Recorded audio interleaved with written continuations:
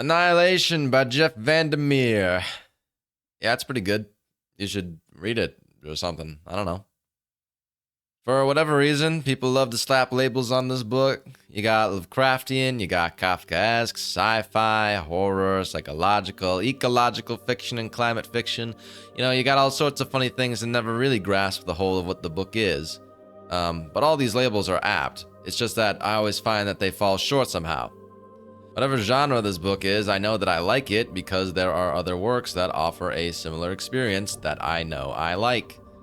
This mysterious genre that I can't pin any name to borrows tropes from the genres of horror and psychological, while also having a pervasive sense of what in the world is going on. I felt really compelled to call this book denpa because of these aspects of the novel, the horror and the psychological funny business, and also because of the character of the unnamed protagonist.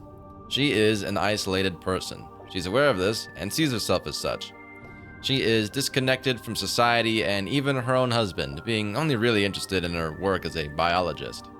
If you're familiar with denpa, then you know that horror and psychological tropes, as well as the theme of isolation, ticks all the boxes of being denpa. What stops Annihilation from being archetypically denpa is that the genre tends to focus on technology and human invention. Annihilation doesn't adhere to this, focusing largely on the natural world instead, so I can't argue with complete conviction that this is indeed a denpa novel. Regardless, I want this comparison to be drawn because I don't think it is entirely baseless. The natural world in Annihilation is truly the crux of the novel. It's where the horror and what I believe to be the message of this book derive from. Vandermeer is more in touch with the natural world than I am. As I understand, he was influenced by his time outdoors, in nature. It was these experiences that led him to write Annihilation. I'm just about the opposite, having been a rotting corpse in my mother's basement for so long that I could write a book about that.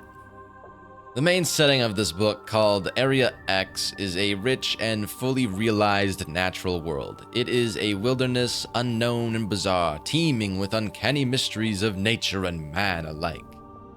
I don't really care about all that. If I can't be bothered to leave my house and touch grass, why would I want to read about it? Even so, I didn't lose interest in this book because Vandermeer got my attention by having me look at nature through the lens of horror.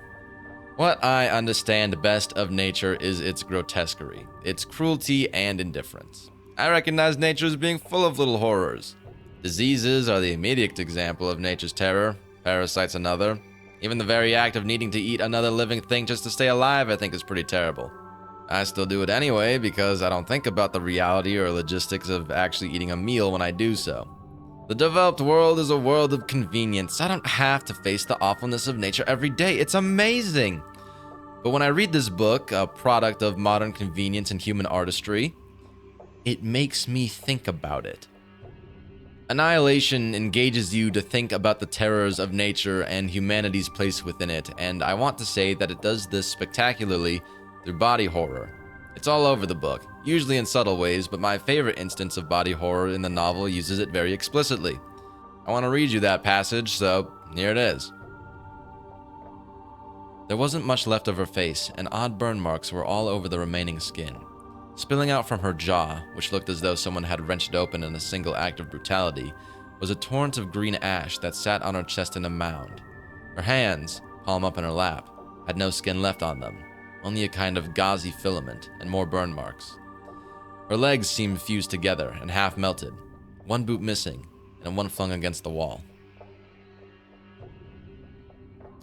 I reveled at these words. I just loved how disgusting it was. It was great. Body horror I enjoy just for the repulsiveness of it, but its presence in Annihilation isn't just there to freak you out. The body horror directly connects mankind to nature. It is through our human bodies that we may understand the world. It is through our bodies that we may exist. It is through our bodies that we live and die. And it's through our bodies that we are ultimately connected to nature.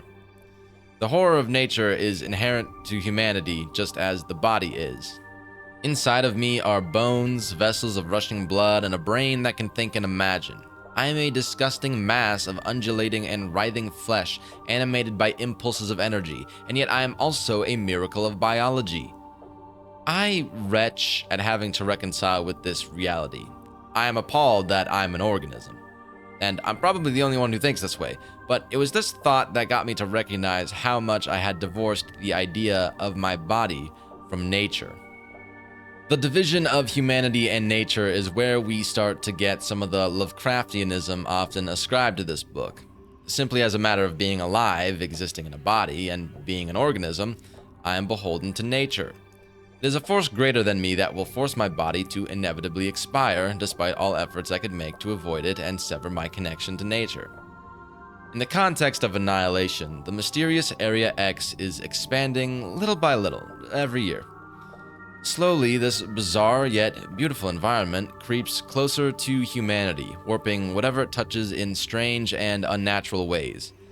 A shadowy organization called Southern Reach sends out expeditions into Area X to study the paranormal phenomenon in the area. To exactly what end these expeditions may possibly achieve is not entirely certain. Regardless, what I see happening in Annihilation with the relationship between the expeditions and Area X is nature forcefully subsuming mankind back into itself, erasing the distinction mankind made for itself, despite the efforts of humans to understand, conquer, and control it. It does so indifferently, not caring what schemes humans may plot because it is beyond humanity. Ironically, the schemes of humans in Annihilation only seem to affect other humans in a negative manner almost invariably. The psychological aspects of this novel stem from people and their veiled plots rather than the natural world around them. Underhanded deception misguides not only the characters but the readers also. It's thrilling as you uncover these lies, but a creative liberty, I will call it, that sticks out to me egregiously is how hypnosis is used a few times in the novel as a sort of mind control. Now, I've seen enough hypnosis porn to know that's not how hypnosis works. Hypnosis doesn't make you lose free will, and you can't be made to do anything you find objectionable. Sure, it plays well into making the novel disturbing and strange, and it deepens the sensation of paranoia and distrust between the characters, but to do so in such a blatantly fantastic way took me right out of the story to say aloud, that's not how it works. Even though I gripe about it, I'm willing to let it go because of what good it does for the overall atmosphere and feel of the book. I love the doubt it sows, the confusion it weaves. It's another trick Vandermeer uses to undermine the comfort and certainty a reader may feel in believing they know something. So I cannot say it was done all badly. Okay, I think I said just about everything I wanted to say. I haven't seen the movie, and I'm not going to, and I'm not going to read the other books in the trilogy. But anyway, yeah, I thought it was a good book. Okay, bye.